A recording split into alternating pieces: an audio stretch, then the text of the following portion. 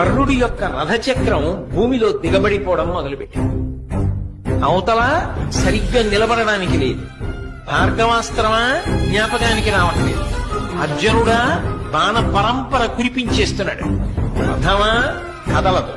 ధనస్సా విరిచేశాడు. అయినా ఇంకొక ధనస్సుని బాణాన్ని తీసుకుని యుద్ధం చేశాడు. ఎంత గొప్ప యుద్ధం చేశాడంటే గాంధీవం యొక్క అల్లెతాడు కట్టే ముడి విడిపోయేటట్టుగా కొట్టాడు. మళ్లీ ముడిని సరి చేసుకుని అర్జునుడు యుద్ధం చేశాడు. అర్జున, నువ్వు రథం మీద ఉన్నావు, నేను భూమి మీద ఉన్నాను. నా రథచక్రం కుంగిపోయింది. నేను ఇప్పుడు బాణములు వెయ్యలేని స్థితిలో ఉన్నాను. అయినా నువ్వు ఆపకుండా బాణప్రయోగం చేస్తున్నావు. కొంతసేపు బాణప్రయోగం ఆపు.